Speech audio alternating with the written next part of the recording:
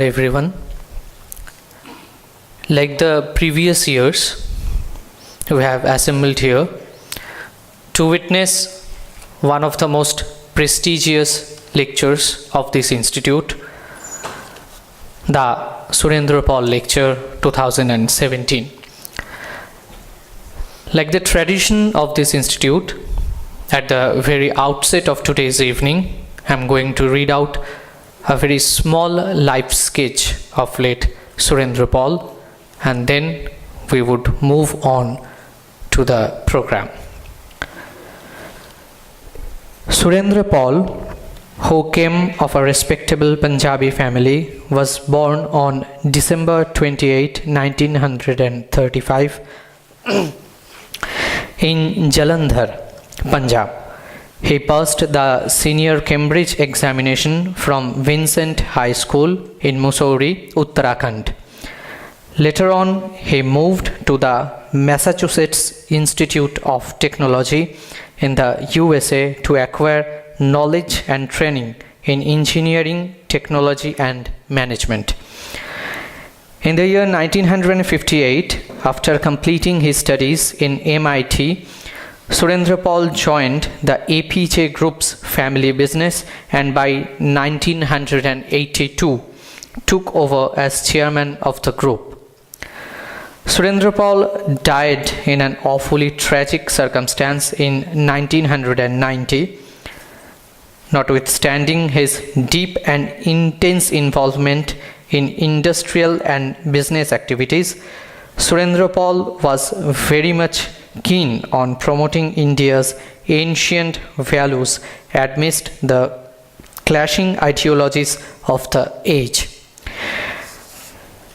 Remembering his high ideas, a chair named Surendra Paul Chair of Indology has been created at the Institute of Culture to encourage young scholars to study different branches of Indology. Today we have distinguished speakers, President Swami Muktidananda Ji Maharaj, who is Adhyaksha of the Advaita Ashrama. He is going to speak on Swami Vivekananda, a champion of divinity. The entire session will be presided by Dr. Somiran Chandra Chakraborty, Sharodananda Professor, Center for Indological Studies and Research, and also the former director of the School of the Vedic Studies, Rabindra Bharati University.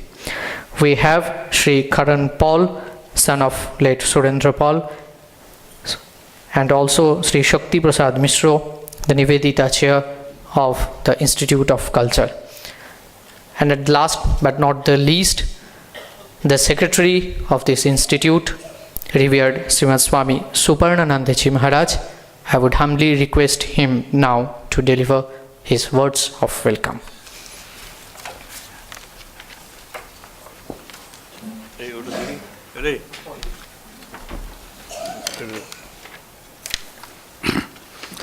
Om Jananing Shalodang Deving Ramakrishnam Jagat Gurum Pada Padmetayo Stitva Pranamami Mahutmam.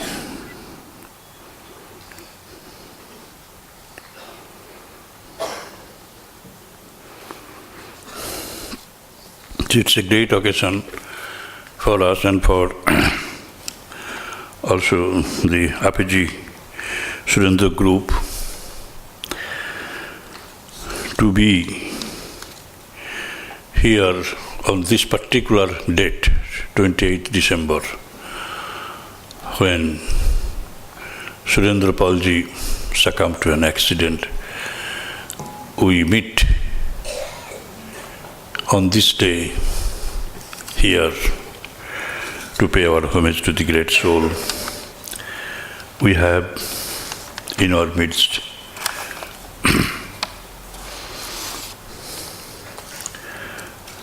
Dr. Somiran Chandra Chakraborty, Saradananda Professor, Center for Indological Studies and Research of the Institute, and he's also a former director of the School of Vedic Studies, Rabindra Bharati University. I welcome him. I welcome Srimad Swami Muktidananda Ji Maharaj. He is presently the Adhyaksha of Advaita Ashram Mayavati. He is also a trustee of the Ramakrishna Math and a member of the governing body Ramakrishna Mission. I welcome him. I express my love and best wishes to this great Swami. Our special guest, Mr. Karan Pal, the great son of illustrious Surendra Pal, he is going to speak about his father and also read out the message sent by Mr. Swaraj Pal from England. I welcome Mr. Karan Palji. I welcome Sri Shakti Prasad Mishra, the Nivedita chair of our institute. I welcome Mrs. Indrani Paul,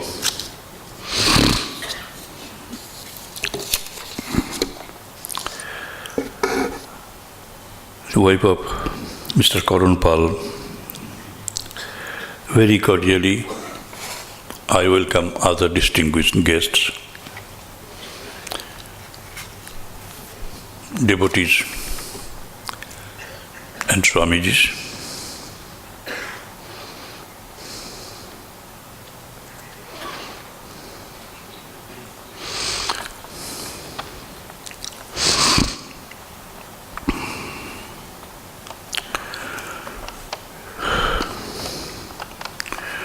We remember the great soul that Surendra Pal was and is still in disembodied form through a speech on divinity, a very dear concept of Swami Vivekananda.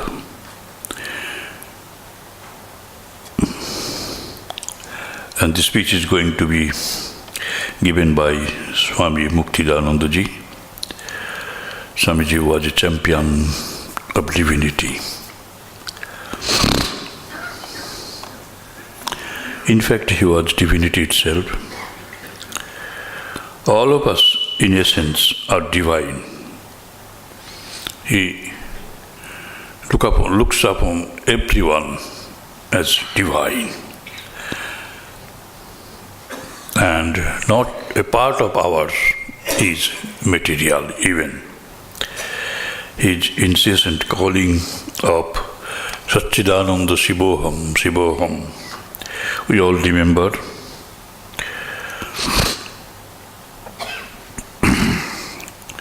And he did so not as a matter of fact, but as his supreme realization of the self, while passing away. Even some ray of his vast superconscious energy seemed to touch many of those who loved him. One such person dreamed that Sri Ramakrishna had died again that night and woke in the dawn to hear the messenger at the gate. Another person had a vision of his coming in triumph and saying, "Sosi, Sosi, I have spat out the body." And still a third, he found the soul face to face with an infinite radiance and fell prostrate before it, crying out, "O Shiva Guru, Shiva Guru, Shiva Guru."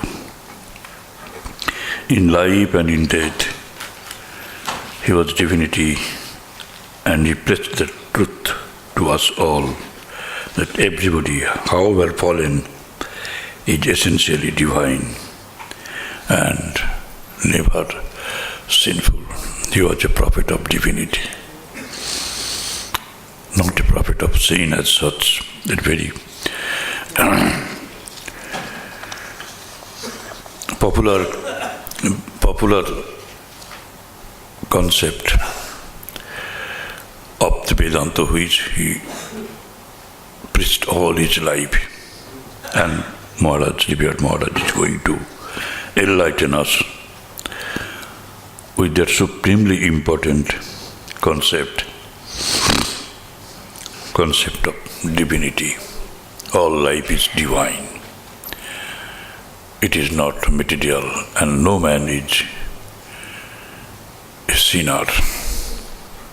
That's a great concept. We listen to him, and I don't want to waste your time. Once again, I express my loving welcome to each of you, especially Mr. Karan Pal, Mrs. Indrani, and the revered Maharaj, Muktidananda ji, Dr. Swami Chakravarti and Sukti Prasad Mishra. Thank you. Namaste.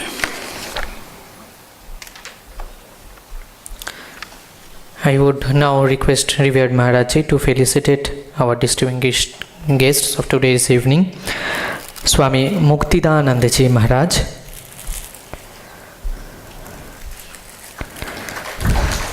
Shri Karan Paul,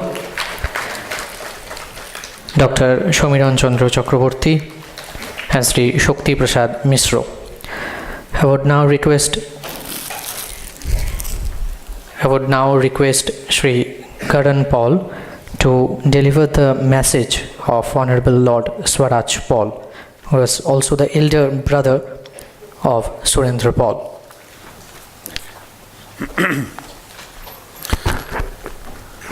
This is the letter from Lord Paul, my uncle.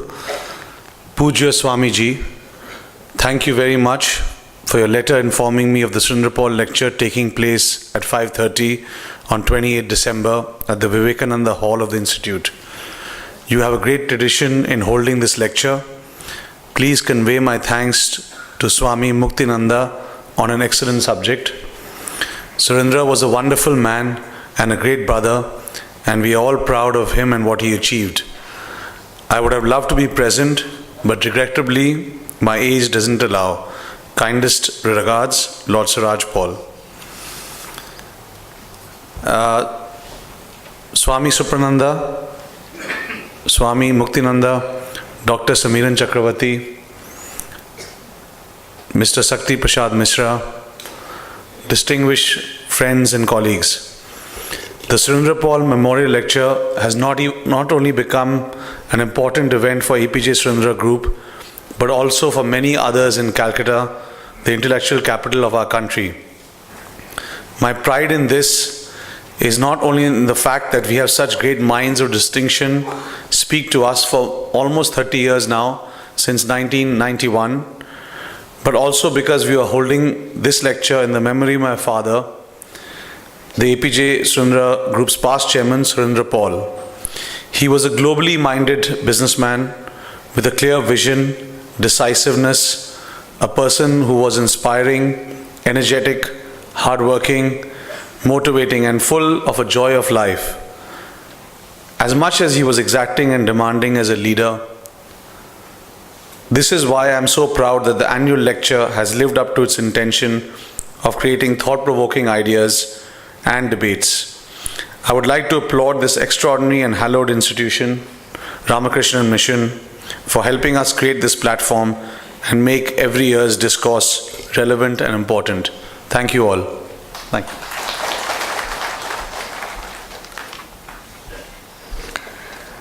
Now the lecture, I would now request Swami Muktidananda ji Maharaj to deliver his lecture on the subject Swami Vivekananda, a champion of divinity. Swami Muktidananda ji, Adhyaksha, Advaita Ashrama.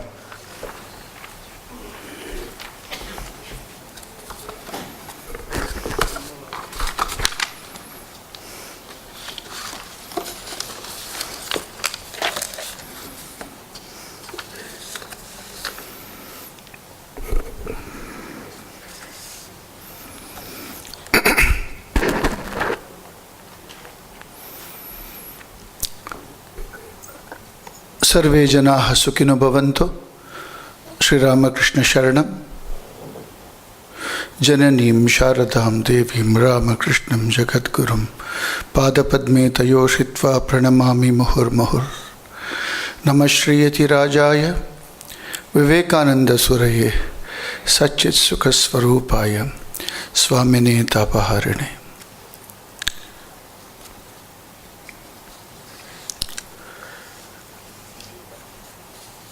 Most revered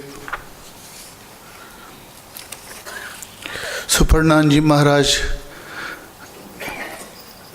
the secretary of this institute, president of this Swaraj Pal Memorial Lecture Program, Dr. Samiran Chandra Chakravarti ji, the special guest who represents the Paul family, Mr. Karan Paul ji, Sri Shakti Prasad Mishra ji, brother monks, devotees and invitees. We are here this evening as a part of this Surendrapal Lecture 2017 to discuss a vitally important topic. Swami Vivekananda, a champion of divinity. This topic is very relevant, very useful, because the entire gamut of the Indian spiritual culture, the entire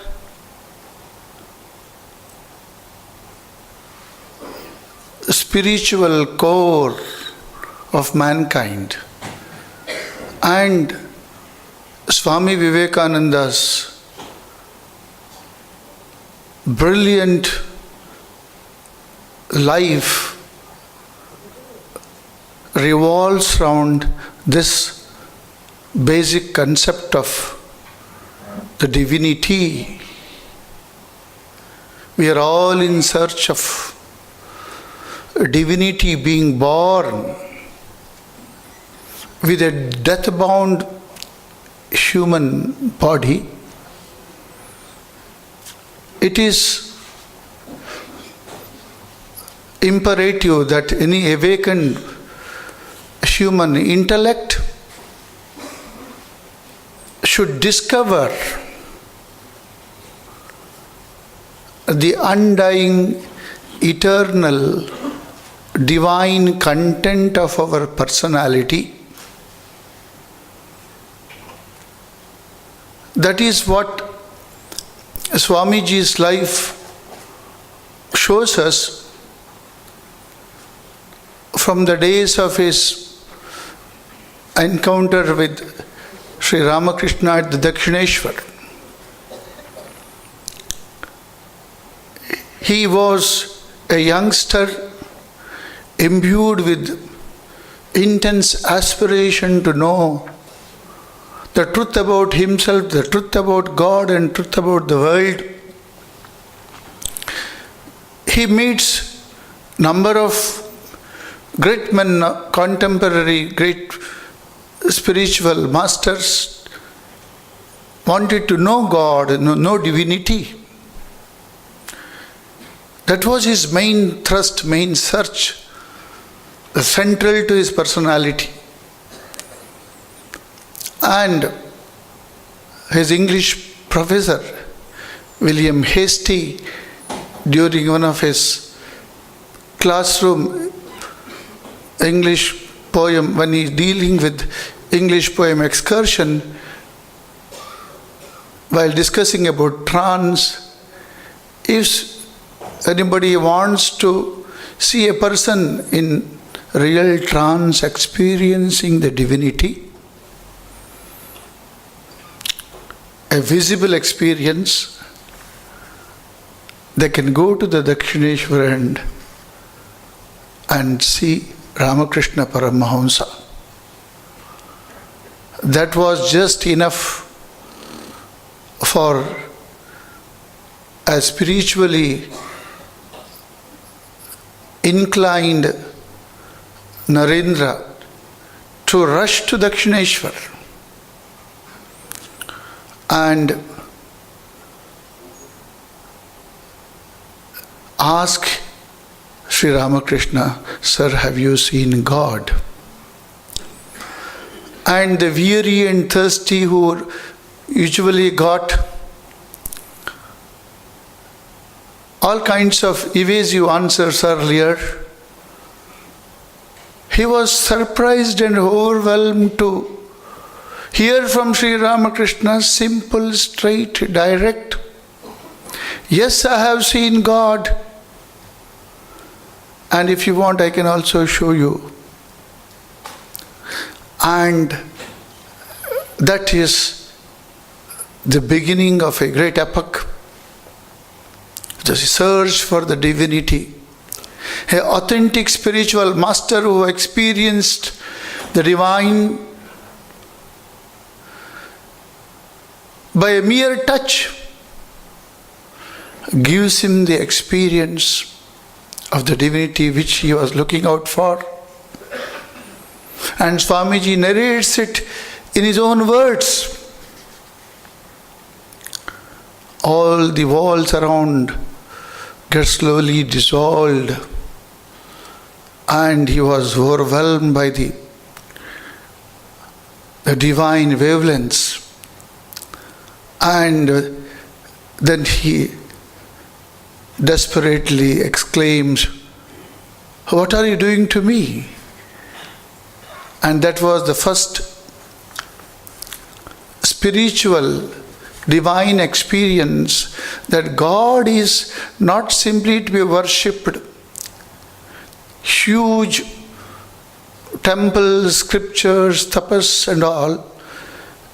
Swami Vivekananda was, as a Narendranath was seeing, but he was not satisfied by anything. He wanted whether God is real,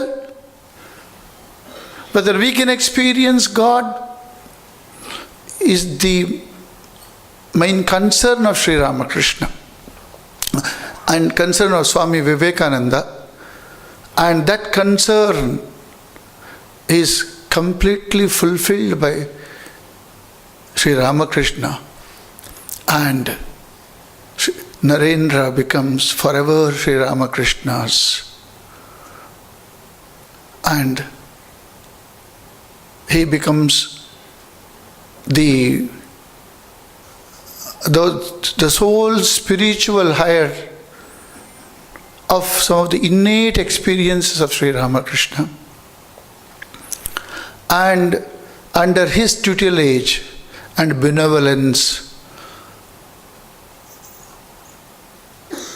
Narendranath later on experiences the Nirvikalpa Samadhi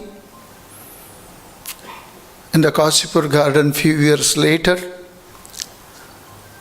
And he was 100% suffused with the spiritual experience, the experience of divinity.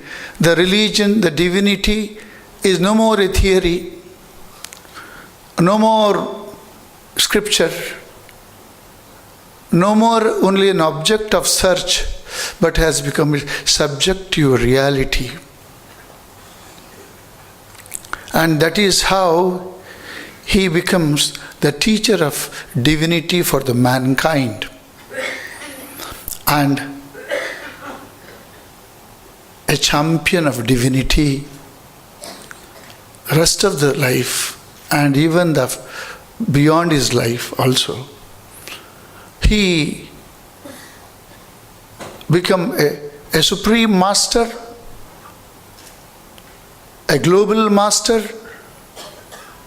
and from cave days to the modern times, whatever is the accumulated knowledge of mankind in all walks of life, including religion and spirituality, he, with his spiritual effervescence, the mind imbued with the spiritual effervescence, internalizes the all essential knowledge of mankind and understands the supremacy of the divine life. Divine life is so very important because it is something about discovering our own eternal spiritual self. That is of vitally important. Narendra being the past master in meditation, he gets absorbed in the study of the divinity from all books of different religions, from scriptures, from saints' life. A reason-based intellect goes deep into the subject. And he wanted to teach mankind how we can lift ourselves to the spiritual realm. What is that methodology?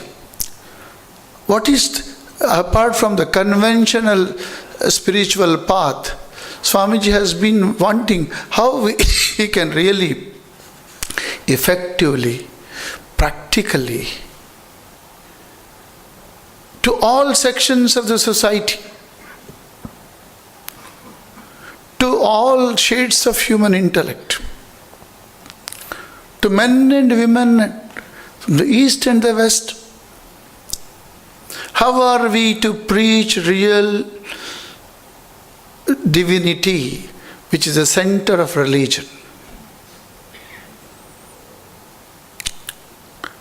So that was the Swamiji's sole concern. If we pour into the life and teachings of Swamiji, it is so very interesting. It is so very as vast as the sky and as deep as the ocean. Yet it is not vague, it is very particular about how is he to really transform the human consciousness. We usually identify with body, mind, and the ego. That is the natural identification. That is the human consciousness. And sometimes quite a number of people are in the mixture of animal and human consciousness. And Swamiji was striving to find out how this human consciousness can be transformed into a divine consciousness based on the Upanishadic dictum that each soul is potentially divine. Sarvam khalo vidam Brahma, ayam atma Brahma. So Swamiji was a passionate, an intense, a deep, a practical student of divinity. Not only in the academic sense, not even in the religious sense, but in the very scientific sense. He was a realist. He was a pragmatist. He was a benefactor of mankind. So he wanted a new philosophy from the vast experience of the mankind of 1,000 years of the spirituality. He wanted to find out a culminating point, a practical point, which is universal in nature. which can be catered to the needs of all strata of the human being. So that was a colossal approach of Swami Vivekananda when he founded the Ramakrishna Mission, when he founded Advaita Ashramam Mayavati, when he sat in the Kanyakumari and meditated on the predicament of our country, wherein there is so much of spiritual wealth which you will not find anywhere in the world. But it was completely covered by also poverty, ignorance and backwardness. How is he to regenerate this country and usher in a new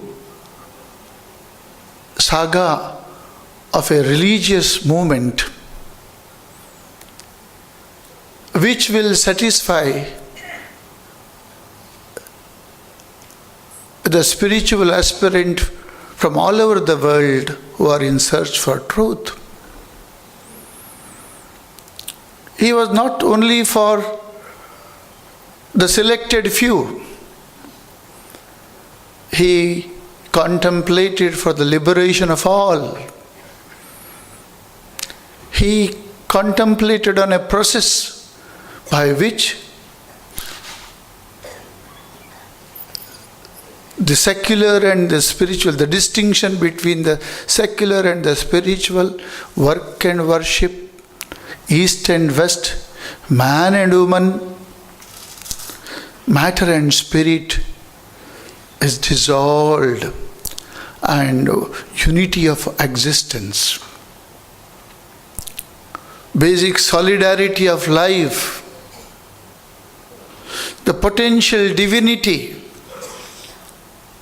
service of God in man, Shiva Bhave Jiva Seva. And above all, he wanted that this truth of religion should be integral part of our education, our life, our upbringing. That is why he comes out with a new approach to Vedanta called Neo Vedanta or Practical Vedanta. That is the speciality of Swami Vivekananda, you will find. And he learned from his spiritual master that it is not enough if you worship God, the divinity, in temples and church and mosques in a restricted area. We need to worship God every moment of our life, through every action, through every thought process, which should lead to the experience of the divine gradually. How are we to really empower every individual?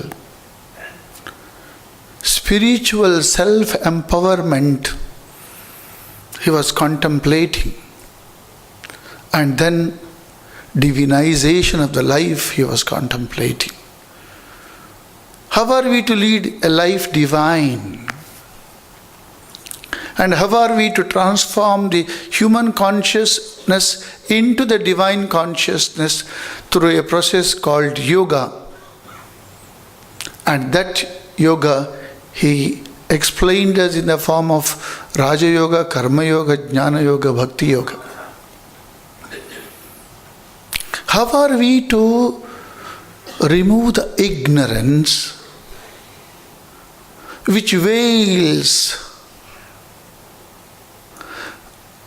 the divinity within us? much before the experience of the divine, is it possible that we can contemplate on the divine center within? And instead of ego-centered life, Swamiji says, if we can lead a divine-centered life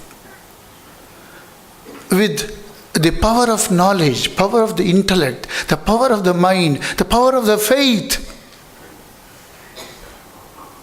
what he calls as Shraddha collectively.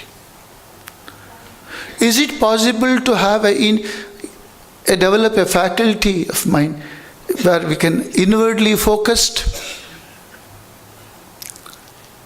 and yet externally do our all secular activity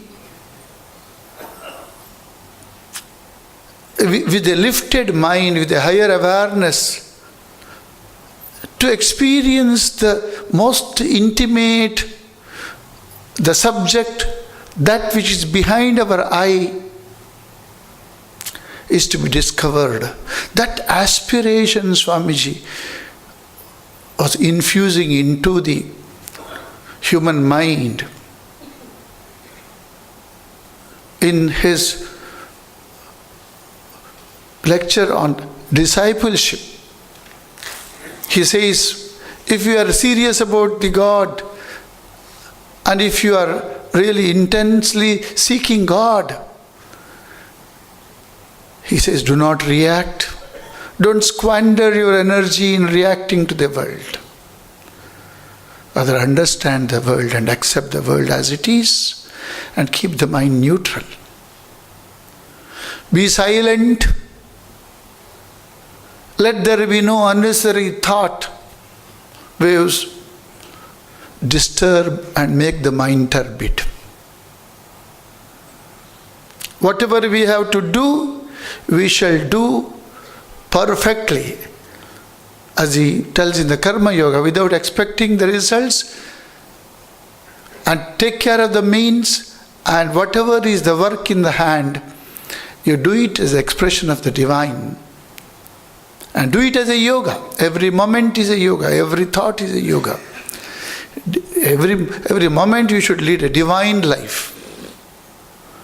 That is what Swamiji is repeatedly goading us. And he says finally, intensely aspire. In the discipleship talk he says, do not react unnecessary. Lot of mental energy is squandered by unnecessary reactions. And then hold that energy in silence. You know the books like Stillness Speaks. You hold on to the mind in silence and then inwardly dive deep, inwardize your energy by intense aspiration. So that is what Swamiji says, much before the spiritual experience, if we are able to make our mind divine centered with the power of knowledge, with the power of faith, by spiritual practices, by seeing the beginning and the end and the all aspects of life, an overview of life, an awakened life, a circumspect life, a life centered in search for divinity, while doing all the chores of life. Then Swamiji says, when the sleeping soul rises to self-conscious activity, when the sleeping soul rises to self-conscious activity. What is this self-conscious activity? A soul which is covered by ignorance. That is why we identify the body-mind complex, I with a particular name and form, being born on a particular day, and then we do not know when we will, the terminal point of life called death. In between our identity is completely congealed into this body-mind complex. Can we get out of it?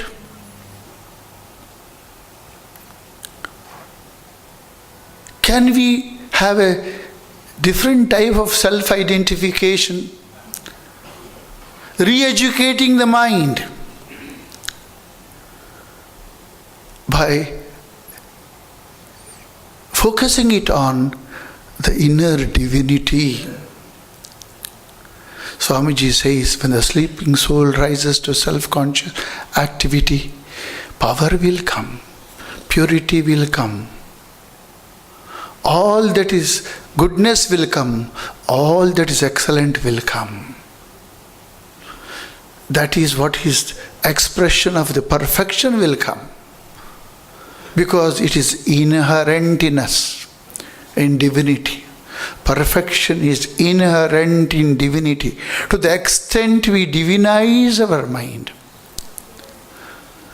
And that is what is called the potential divinity. Faith that we have divinity within us.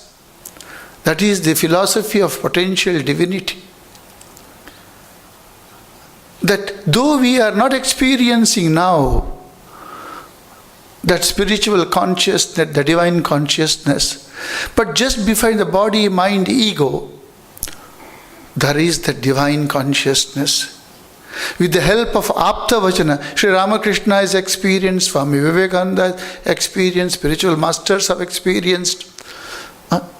Just as the Dalton's atomic theory, everything consists of atom. The cloth is atom, the mud is atom, everything is atom. So if everything is atom, there should be every little bit of dust should be an atom. Every matter is atom. Similarly, if the Atman is the ultimate, Atman is a sound symbol. Atman means divinity. Divinity is the most generic word. The word divinity, it is all-encompassing to denote what exactly we are behind the body, mind and ego. That spiritual consciousness is being verbally expressed by a very appropriate, the best word is divine, divinity. Life is to be made into a divine yoga. So Swamiji was very fond of this word, divinity. Means it is equivalent to Deva, God. Atman, consciousness, Chaitanya. All these different types of sounds denote the same. Divinity is a most generic and the common word to denote the spiritual content of our inner content of our subjective personality. An English poet says, how wretched is the man with honour's crown, with one thing needful not found, dies known to all, himself unknown. How long we can remain ignorant about our own true nature? At least there should be an inquiry, an attempt. It should be the integral part of the upbringing. That is what is called the Rishi ideal. Swamiji says, all the Rishis were married. The Rishis were also, knew the other sciences also. In India, once upon a time, the spiritual search and the secular search are closely intertwined. They are inseparable part of any normal life. That is the Rishi ideal. Swamiji advocates the Rishi ideal. He wanted Adhyatma in Grahastya. Swamiji's approach to spirituality is not monastic spirituality only, though they are the torch bearer and full-time spiritual researchers. But Swamiji is for spirituality for all. He says religion should help the most wretched, the sinner, the ignorant and the most intellectual, pure. Everybody, religion should reach everybody. It should help anybody, aid everybody. That is his concept of the huge religious panorama that Swamiji envisages before his mind's eye, that how are we to, during his many lectures he was feeling, Swamiji, when he spoke about himself, he said, how he can really make everybody feel that behind your death-bound mortal coil, the body, there is divinity, shining, lurking. Divyatma Swarupigalar, that's how the saints have the address. That Mahavakyas is not just the mantra.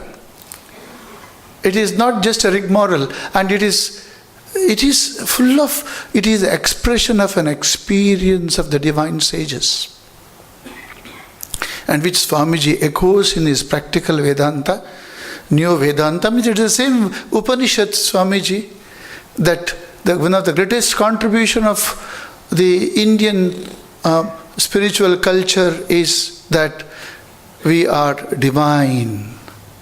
The concept of the Atman means individual spiritual consciousness behind each body-mind complex, and that it is universally present everywhere, and that should be that is what is called the Vedanta, that is what is called the divinity, that is what the call of the Upanishad, that is the central theme of Rishihood, and that is what Sri Ramakrishna wanted him to preach to the mankind.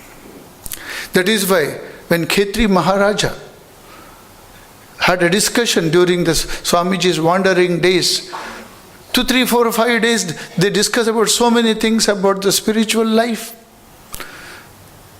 the history of mind, the mind of human being, and so many things. Maharaja ultimately tells Swamiji, you have told so many great things, but tell me, in a nutshell, in few words, what is the essence of your speech? What is your mission in life? What is your basic philosophy? Can you tell me simply in few words? See, Swamiji summarizes in most effective, practical and powerful manner. That is the basic plank of Swamiji's idea of divinity and the method to preach the divinity. He says, my philosophy can be put in few words: to preach unto mankind, not only to the Indians, not only to the Westerners, not only to the men, to preach everybody, to preach unto mankind their inherent divinity. Divinity which is already present, which is not taking us to make-believe world, which is already just present behind our eye, our ego, the subject of our existence. To preach unto mankind the inherent divinity and make it manifest every moment of their life. See, this is one beautiful thing Swamiji mentions, to make it manifest every moment of life, every moment of life. See the intensity with which he drives home with such gusto, such penetration, that he wants everybody, every life is sacred.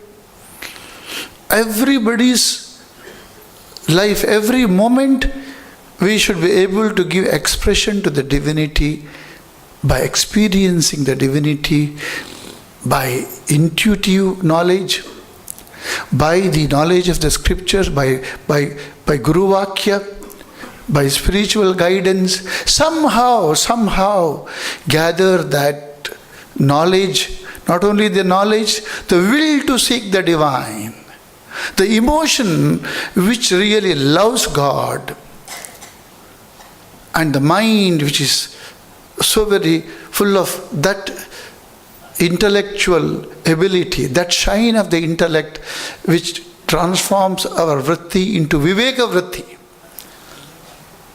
Viveka vritti. Intellect should be transformed into Viveka. Emotion should get transformed into love for God and universal love. The will, the dynamic expression of our own individuality, the ego, is that all willpower should be internalized to seek God, seek truth, the very substratum of our personality. Then that gets generated a kind of a intense spiritual aspiration wherein you will feel that life becomes divine. Much before experiencing the divine, we get drawn by the divine, which Thakur says, Bhitar teke taan. Inner gravitational force. There is an external gravitational force. We throw anything, the earth will attract. Similarly, every thought which is taken out, it gets back into the self. Bodhe, bodhe, pratibodham, Shankaracharya says, in every perception, in every wavelength, every vritti, there is the imprint of the divine. Though whether we know or not, we are divine in nature. And it is the ignorance which is to be cut asunder. Swamiji says, he gives an example. It is like this. It is, if we have that spiritual light of the self which is veiled by a curtain, Swamiji gives, where there is a small hole. And in that small hole, little bit of the light of effulgence of that Atman is flowing out. And by our spiritual path, by finding out our spiritual path, by practice of, each soul is potentially divine, and experience the divine by work or worship or yoga or whatever you do, whatever which suits your nature. But be sure that you search by one or the more or a combination of all the path, and get to settle down in the search of truth, search of the divinity. That aperture, that small aperture, becomes with the power of meditation. But not only the meditation of inwardized look, but meditation of the God without. Drishtim jnanamayim kritva pashyed brahmamayam jagat. Our religion teaches not only to learn and seek God, learn to seek God through meditation which is static, but meditation which is dynamic. Everywhere around you, we should feel that it is saturated with the end. If at all I am searching for the divine within me, it is imperative that, like me, the millions of people around having the same body-mind complex have the same divinity whether they know or not. It is not that only I have the divinity within me and others do not have. That is why each human being is a temple of God. Is a Taj Mahal of among the temple, Swamiji says. So, Shiva Bhave Jiva Seva. Every transaction of life will have to become yoga. That is his approach to the practical Vedanta. So, if at all we transact in life with the inner reference as the ego-based, if we can transact in life keeping that we are divinity within, behind our constant inner reference called ego, behind that there is the divinity. There is divinity. Ramana Maharshi says, Aham aham iti atmarupena bhati. Just behind I, just be aham, there is the divine self within us. And that gives us, be aware of the I feeling. That awareness of the I is, there is called Chit Jada Granthi. There is Chaitanya, there is Jada. So Swamiji says to preach unto mankind their inherent divinity and make it manifest every moment of life means to understand what is actually every moment of life. What is Swamiji's expression? And that is what he has beautifully explained in his practical Vedanta or Neo Vedanta. So we can do our day-to-day transaction with a constant inner reference of that I am divine within. Not only the ego-mind complex, but the divine within. That gives. Egoism leads to stress, competition. I am separate from others. And all kinds of the problem is because of the ego-based operation of life, transaction of life. If somehow ego is somehow dissolved and we get interested in the truth of ego, Swamiji says. If we become the truth of ego, the divinity of the ego, the Chaitanya behind us, just getting interested, deeply interested. And then there are people who have experienced that. How nice, why should I identify with this body which is going to be one day dissolved? This existence is of a fair creature of few decades. What is my undying, eternal content of the personality? Can I experience it when body is hanging on? Is the main thrust of Swami Vivekananda's the divinity of the soul, search for the divinity and divine-centered life and life divine. Swamiji, that's why is aptly called champion of divinity. Not our Swamiji told just now, it is not that he is a champion of divinity. Supernanji Maharaj told he is divinity itself. Swamiji has experienced the Nirvikalpa Samadhi and he knew the beginning and the end and the middle. And he was the Atma Swarupa. And even that is why I think it is Anitya Drishyeshu Vivichya Nityam Yasmin Samadatta Ihasma Leelaya Viveka Vairagya Nimagna Chittam. The Swamiji is being narrated. Even when he sees Anitya, that which is not permanent, in that he is able to identify Nitya, Anitya Drishyeshu, by the brilliant faculty called Viveka. He is able to see the Nitya. He is able to see the Leela in amidst Anitya. Anitya Drishyeshu Vivichya Nityam Yasmin Samadhatta. In that state of consciousness, he is imbued, absorbed, and he is full of Viveka Vairagya Nimagna Chittam.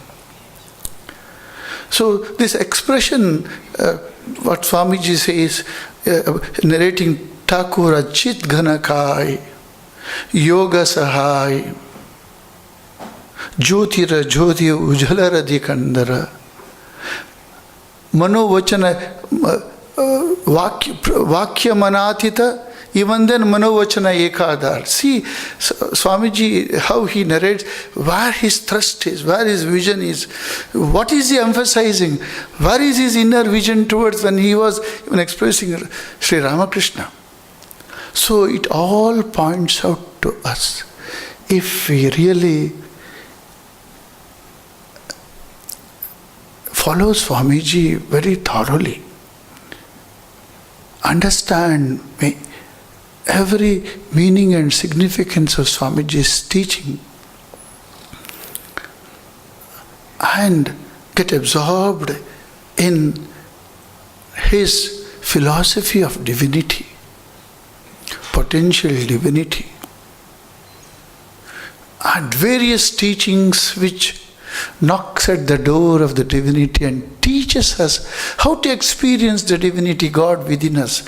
One concern of Swamiji all the time is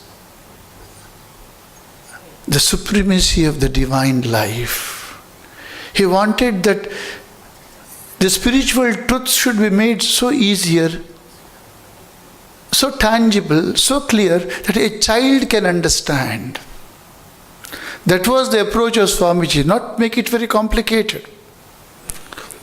And how it can be taken to every door, every man, every being, so that life on earth becomes a life divine. And that was why the Swamiji is being aptly and very inspiring way of calling Swamiji is definitely, he was a champion of divinity. He wanted to teach divinity. He wanted to make us experience the divinity which he was experiencing. He had insatiable urge, that kind of a vyakulata which he had for God and experienced truth. He had the same vyakulata to give that knowledge of divinity to mankind.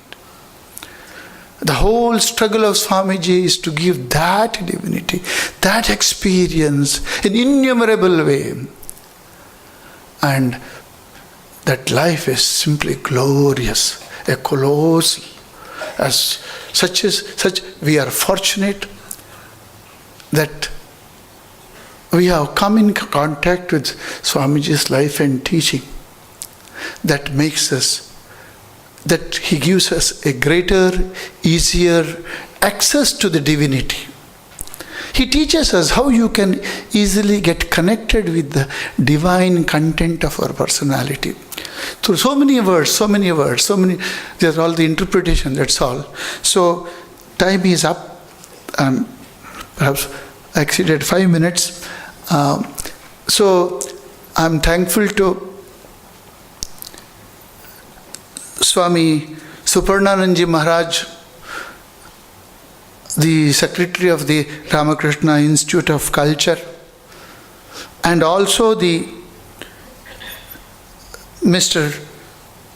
Paul and family, and all his friends, relatives and well-wisher for giving us an opportunity today to delve deep into the concept of divinity, which is central to the spiritual life, which is so very significant, which is so very important, which is so very relevant and so very useful.